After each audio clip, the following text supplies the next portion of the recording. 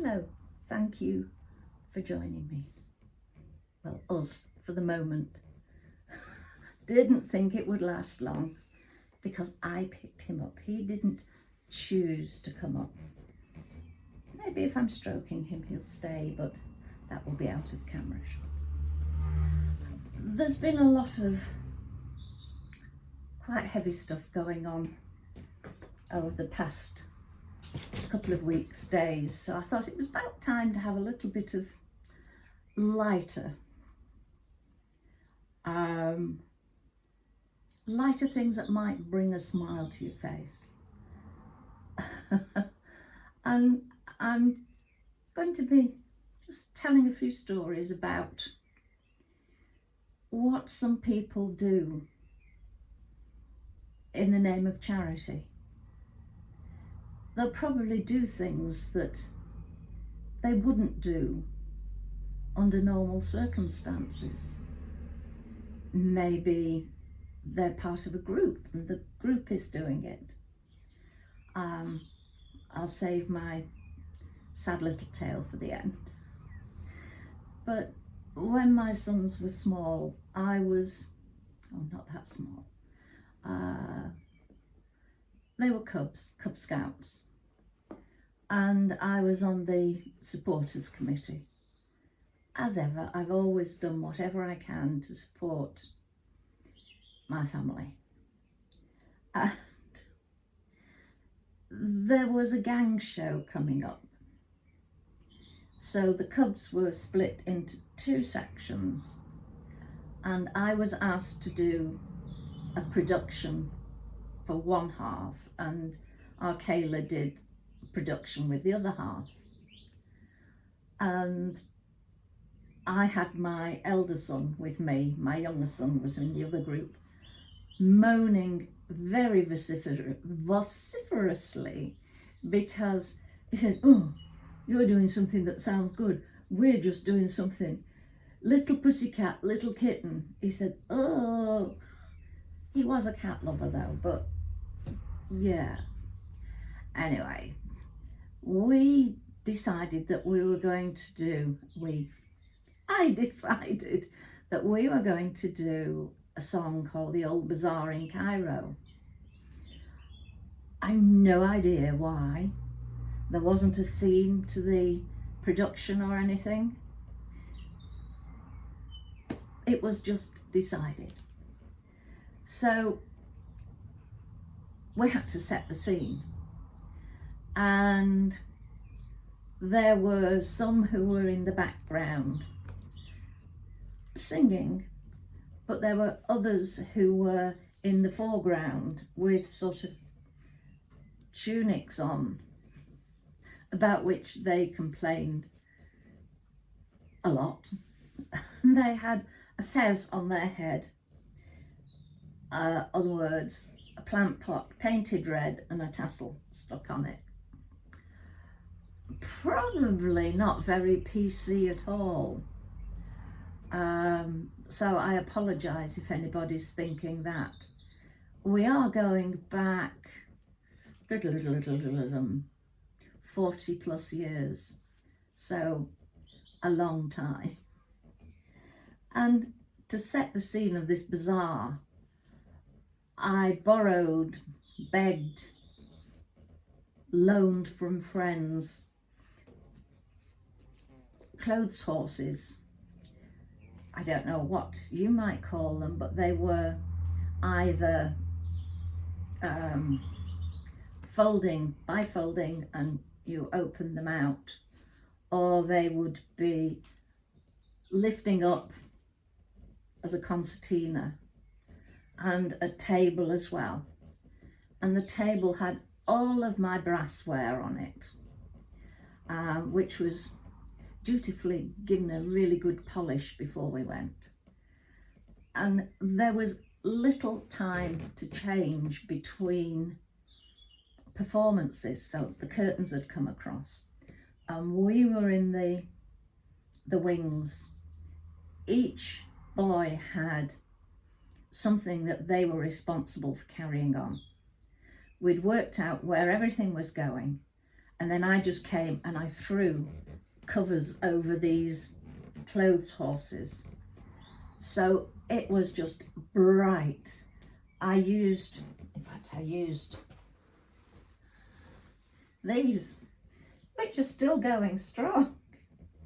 They were the throws from my son's beds, and they were bright, plus any other pieces of bright fabric that I had, and all the brasses and people milling around, shopping and singing. And the boys were still a bit but when the curtains opened and there was a gasp from the audience and everybody started clapping before anything had been said or done, they suddenly got smiles on their faces and they were fine. They loved it and everybody thought it was great.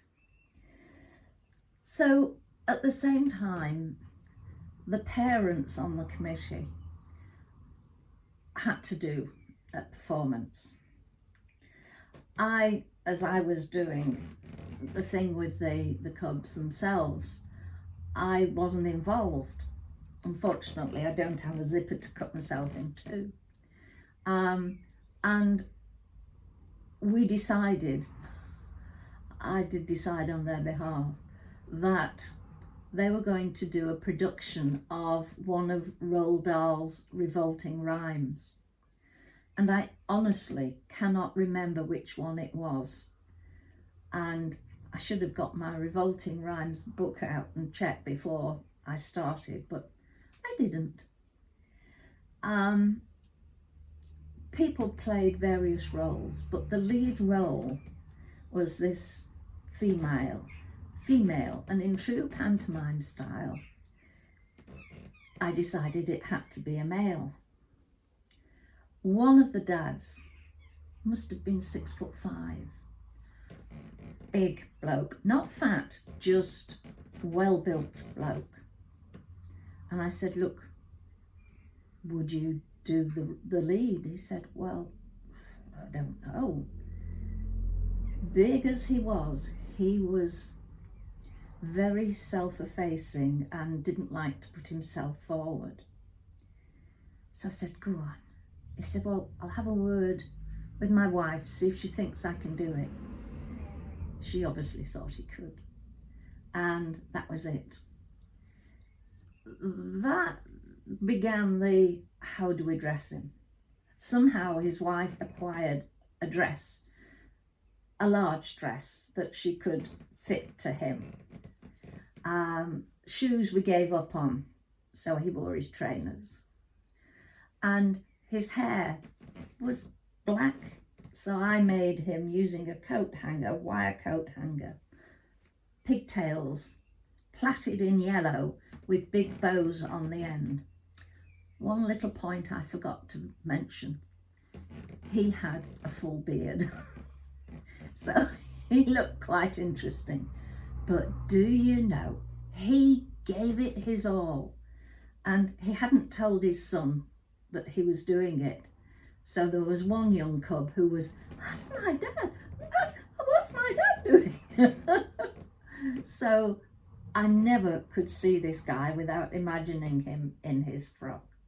But for the sake of charity, good for him, he'd done it, as had the boys. And my effort, well, that was when I was at university, so probably egged on by others. We had Rag Week in those days, which was our charity raising money week. And I was asked, as I had stupidly said I liked football, would I take a collecting tin round the Sheffield football grounds? Okay, yeah, that's fine. Yeah, I'll do that. And then came but you've got to be dressed in a negligee. You can wear a little frilly house coat over the top if you wish. Great.